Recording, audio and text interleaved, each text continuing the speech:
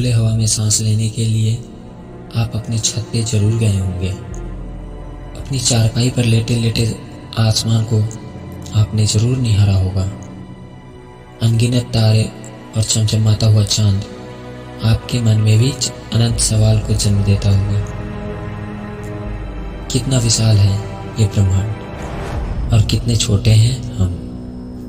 यकीन मानिए, इस ब्रह्मांड में हमारी पृथ्वी मरुस्थल में पड़े एक रेत के कण के समान है, समुद्र में पड़ी एक बूंद के समान है। क्या यह प्रश्न आपके मन में भी उठते हैं? यदि हाँ, तो इस प्रश्न के उत्तर आज हम इस वीडियो में देंगे। वीडियो को अंत तक जरूर देखिएगा और सब्सक्राइब करना ना भूलिएगा। चलिए जानते हैं उन सभी प्रश्नों के जवाब जो आपके और हमारे मन में उठते रहते हैं। ब्रह्मांड अति विशाल है, या यूं कहिए ब्रह्मांड अनंत है। इसके ग्रह, तारे, आकाशगंगाएं और सभी अंतरिक्ष और ऊर्जा शामिल है। रात के समय आप आकाश को देखकर समझ सकते हैं कि हम इस ब्रह्मांड में एक कण मात्र हैं, उससे ज्यादा कुछ नहीं। हमारे सूर्य के अंदर ही 13 लाख से ज्यादा पृथ्वी समा सकती है और सूर्य हमारे सौर मंडल का एकमात्र तारा है। लेकिन एक सर्किल आकाश गंगा में 100 बिलियन से भी अधिक तारे हैं, जिसे हम मिल्की वे कहते हैं। और वैज्ञानिक के अनुसार ब्रह्मांड में 100 मिलियन से भी अधिक आकाश गंगाएं हैं।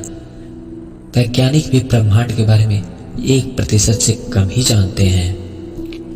आज हम इस ब्रह्मांड से जुड़ी बातें बताएंगे जो शायद ही पहले कभी आपने सुनी होगी।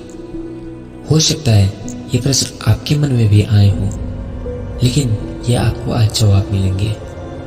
ब्रह्मांड का केवल 5% सामान्य पदार्थ से बना है, बाकी का 25% डार्क मेटल और 70% डार्क एनर्जी से बना है।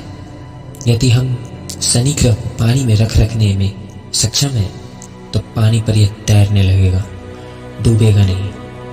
शनि हमारे सौरमंडल का सबसे बड़ा दूसरा ग्रह है, लेकिन यह पूरी गैसीय ग्रह है, इसलिए इसका घनत्व पानी से भी कम है। जो पानी में शनि नहीं डूबेगा, इसलिए शनि पानी में नहीं डूबेगा। यदि हम सौरमंडल के कुछ ग्रहों पर छलांग लगा सकते हैं, यदि हम पृथ्वी पर 1.5 फीट ऊंचा कूद सकते हैं, तो हम मंगल पर 3 फीट कूद सकते हैं और चंद्रमा पर 10 फीट कूद पाएंगे। परंतु बृहस्पति पर हम कूद ही नहीं पाएंगे। हमारे कूदने की क्षमता हमारे गुरुत्वाकर्षण पर निर्भर करती है। आइंस्टीन के अनुसार जो तारे हम रात में देखते हैं, वह वास्तव में वहां मौजूद ही नहीं होते हैं। जहां हम उन्हें देखते हैं, हम उन्हें लाखों हजारों वर्ष पहले की स्थिति में छोड़े गए प्रकाश को देखते हैं, जो कई प्रकाश वर्ष दूर से आता है। क्या आप जानते हैं अंतरिक्ष से देखने पर सूर्य सफेद दिखाई देता है? क्यों? सूर्य का पूरा घूर्णन 25 से 35 दिन में पूरा होता है। हेली नाम का धूमकेतु पृथ्वी से 75 वर्षों में एक बार दिखाई देता है। अगली बार ये 9 फरवरी 1986 को देखा गया था, जो अब 26 जुलाई 2061 में दिखेगा। यदि अंतरिक्ष में एक ही धातु को आपस में मिलाएंगे, तो वो स्थायी रूप से जुड़ जाएंगे। इस प्रक्रिया को कोल्ड वेल्डिंग कहा जाता है। कोका कोला एक ऐसा शीतल पेय पदार्थ है जिसे अंतरिक्ष में पहली बार पिया गया था और पहला भोजन शिव के रूप में था। चंद्रमा पर छोड़े गए पैरों के निशान या किसी भी प्रकार के निशान गायब नहीं होंगे, क्योंकि वहां कोई हवा नहीं है जिससे कि वह निशान मिट सके। हम पृथ्वी से हम अपनी नग्न आंखों से लगभग 7 आकाश गंगाओं को देख सकते हैं। अंतर्राष्ट्रीय अंतरिक्ष स्टेशन यानी ISS अंतरिक्ष में भेजा गया सबसे बड़ा मानव युक्त वस्तु है। यह अंतरिक्ष में भेजी गई सबसे महंगी वस्तु भी है। अंतर्राष्ट्रीय अंतरिक्ष स्टेशन पृथ्वी के 90% से भी अधिक आबादी को दिखाई देती है। इंटरनेशनल स्पेस स्टेशन तीव्र गति से चलते तारे के समान दिखाई देती है। अंतरिक्ष स्टेशन पर हर 92 मिनट में पृथ्वी की परिक्रमा पूरा करता है। इंटरनेशनल स्पेस की गति 17,150 मील प्रति घंटा है। शनि के चंद्रमा टाइटन में प्राकृतिक गैस के तरल महासागर है। मंगल की सतह लोहे की ऑक्साइड से बनी है, इसलिए हमें मंगल ग्रह लाल दिखाई देता है।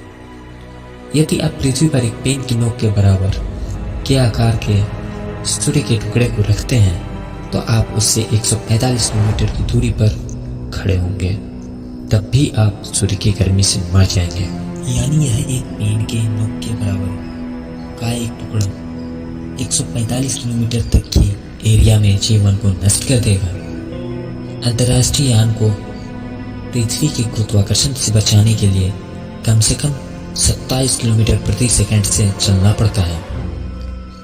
सूर्य के बाद प्रैक्सिमा सेंचुरी पृथ्वी का सबसे निकटतम तारा है। मंगल ग्रह पर ओलंपस मास हमारे सौरमंडल का सबसे बड़ा पर्वत है।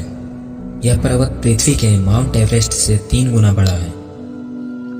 न्यूट्रॉन तारों की गति इतनी तेज होती है कि 1 सेकंड में 500 से भी अधिक चक्कर लगाते हैं। ज्यादातर लोग सोचते होंगे कि हमारे सौरमंडल का सबसे गर्म ग्रह बुध होगा, क्योंकि वह सूर्य के सबसे निकट है, लेकिन ऐसा नहीं है।